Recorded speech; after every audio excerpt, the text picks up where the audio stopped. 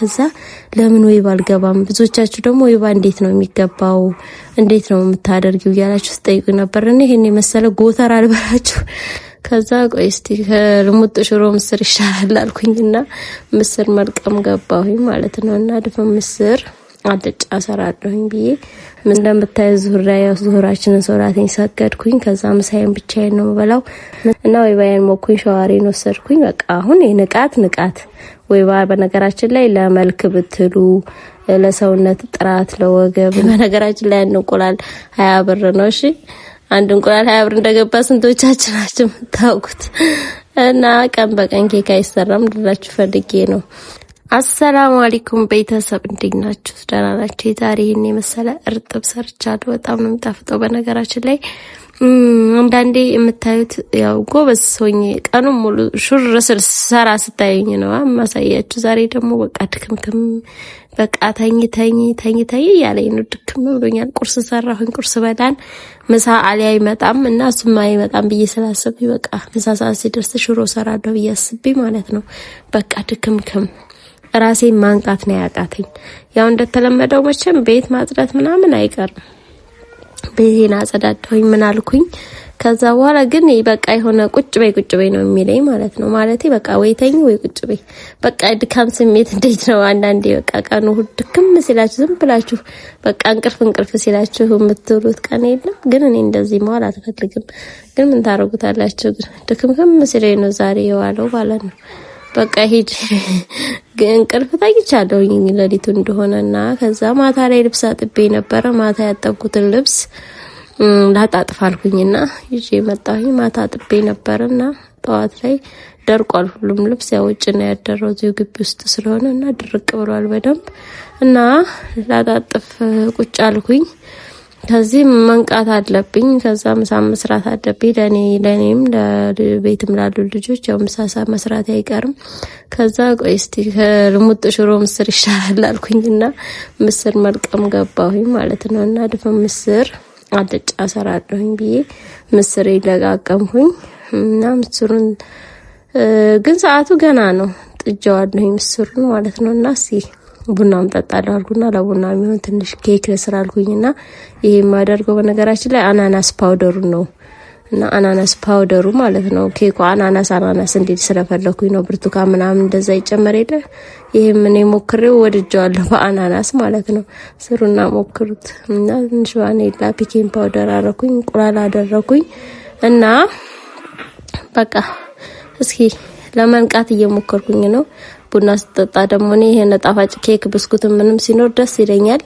ያው ሁሌ መስራት አይቻልም እንጂ በነገራችን ላይ እንቁላል 20 ብር ነው እሺ አንድ እንቁላል 20 ብር እንደገባ ስንቶቻችን ናችሁ ታውቁት እና ቀን በቀን ኬክ አይሰራም ልላችሁ ፈልጌ ነው ለማንኛውም ከዛ ጋር መታያት ብር ከ3 እንቁላል 60 ብር ገዝቼ 40 ብር መልስ ነው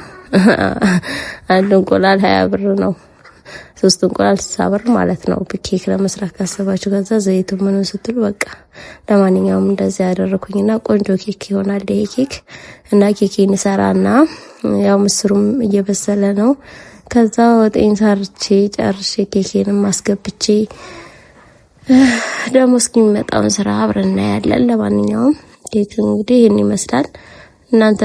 የእናንተ ኬክ አሰራር እንዴት ነው ይሄ እንደዚህ ነው ግን አሪፍ ሆኖ ነው የሚወጣው ውስጡ ክፍትፍት ያለ ቆንጆ ኬክ ነው የሚሆነው እና እኔም ወደን ነው ሁላችንም በፍቅር ነው የምንበላው እስቲ ስሩና ሞክሩት እኔ በነገራችን ላይ ኬክ ማልወደው እንቁላል ሲል ነው በጣም የእንቁላሉ ቃና ከወጣ ኬክ እኔ አይበላኝም የእንቁላሉ ቃና ሲኖር ደስ አይለኝም ኬክ ማንኛውም ቦታ ሄጄ ኬክ መብላት የሚያስጠላኝ ኬኩ የእንቁላሉ ቃና ግን ኬክ አረብ ሀገር ቀረበ ነገራችን ላይ ጣፋጭ ነገር ኢትዮጵያ በየካፌው በየምኑ ብትሄዱ በቃ ማይቀመስ ኬክ ነው የምታገኙት ለማንኛውም አስገባባሁኝ ኬክ ምንና ሰዓቱም ገና ነው ከዛ ለምን ወይባ አልገባም ብዙዎቻችሁ ደግሞ ወይባ እንዴት ነው የሚገባው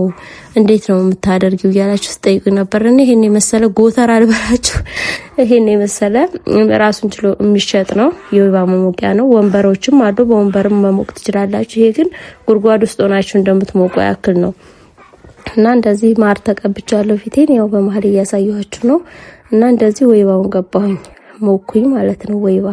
እየሞኩኝ ነውና በጣም አልቦኛል ፊቴን ካያችሁት። እና ወይባዬን ሞኩኝ፣ ሻወሬን ወሰድኩኝ። በቃ አሁን